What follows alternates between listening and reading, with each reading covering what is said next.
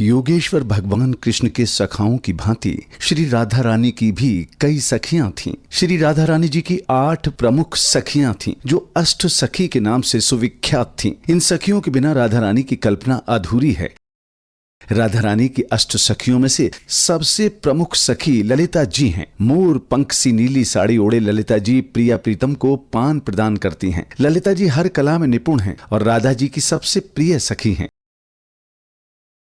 सखी विशाखा राधा रानी की बातें केवल इशारों में ही समझ लेती हैं। शाम के 4 बजे जब प्रिया प्रीतम के जागने का समय होता है तो सखी विशाखा युगलवर की सेवा में फल, शरबत, मेवा लेकर आती हैं।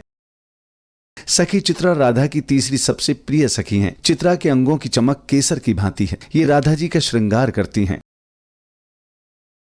सखी इंदुलेखा राधा रानी की चौथी सबसे प्रिय सखी हैं। सखी इंदुलेखा नृत्य, गायन, सेवा कला में भी निपुण हैं। ये सखी अत्यंत कुशल एवं बड़ी सूझबूझ वाली हैं।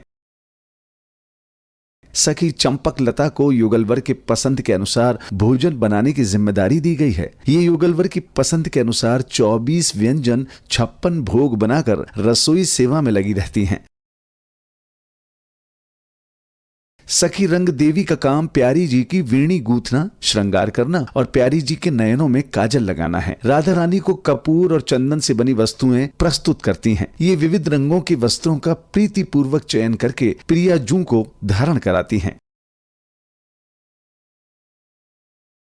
सखी तुंग विद्या तीक्ष्ण बुद्धि की हैं और अपनी बुद्धिमत्ता के लिए विख्यात हैं। इन्हें ललित कलाओं की विशेष समझ है। ये युगलवर के दरबार में नृत्य करने की सेवा में लगी रहती हैं। सखी सुदेवी राधा रानी की 8वीं सखी हैं। सुदेवी जी राधा रानी को जल पिलाने का कार्य करती हैं। इन्हें जल को निर्मल और शुद्ध करने का ज्ञान है।